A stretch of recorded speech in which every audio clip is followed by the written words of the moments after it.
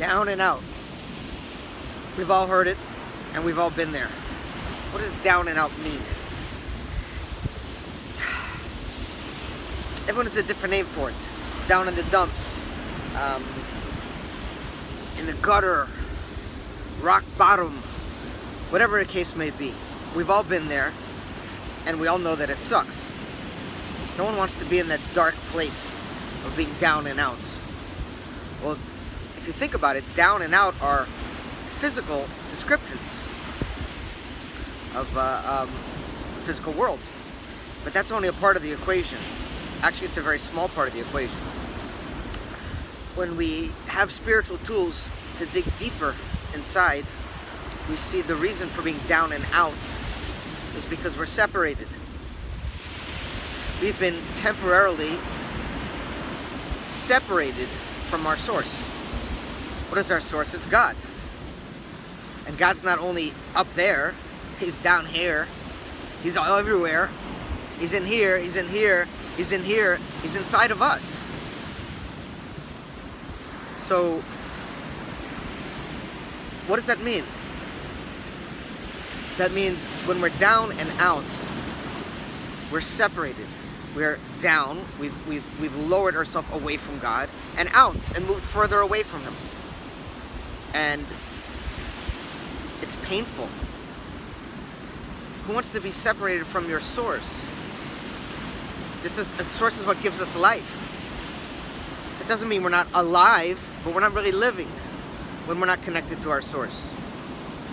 So the solution to being down and out is to go in and up. We got to go inside of ourselves, and then we can reach the highest, most unbelievable levels in ourselves and with God. In this week's Parsha, Parshas-Bo, it says that Moshe Rabbeinu was afraid to go to Pharaoh. Imagine that, the greatest prophet, the biggest tzaddik, the holiest, most emunah, most bitachon in God person that ever lived is afraid to go to Pharaoh? It doesn't make sense. The Midrash says that Pharaoh was 3 feet tall. What was he afraid about? Okay, he was a tremendous sorcerer of black magic and did horrific things, and he had tremendous powers for bad, for evil. But that's not why Moshe was afraid. The Rebbe explains Moshe was afraid not of the darkness and evil that Pharaoh was going to do harm and do something wrong to him, but of the good that is behind Pharaoh, the godly energy, the tremendous amount of light and divine energy that is being blocked by Pharaoh. And Moshe was afraid that if that blockage got out of the way, he wouldn't be able to contain the goodness, the light. Why? Not because he wasn't a holy person. The Torah had not been given yet. And therefore there was still a separation between up and below, spiritual and physical. After the Torah was given, the Rebbe explains, and especially in our generation, the final generation of the exile and the first generation of the redemption, we are now able to receive that tremendous light, that tremendous godly energy that previous generations couldn't.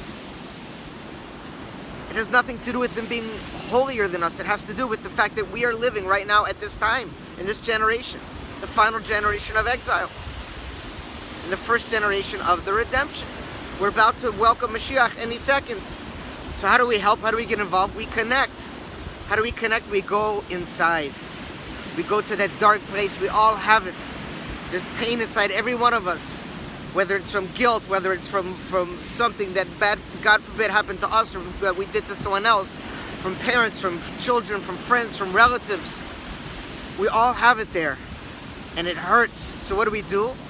We run away. We look for other ways to ignore it. We go shopping, we watch TV, we play sports, we do all these wonderful things. But it doesn't go away. So we can never be happy. So we keep bouncing from this to this to this, and nothing satisfies us. The only way to get rid of that dark place inside is to go. But we're not alone. That's why Hashem said to Moshe, don't be afraid, I will be with you. Come with me. Meaning when we tap into our godly energy, when we tap into the fact that there is God living not only everywhere but inside of us and the whole world. And that He is with us. And whatever we went through, He put us through. Because He loves us.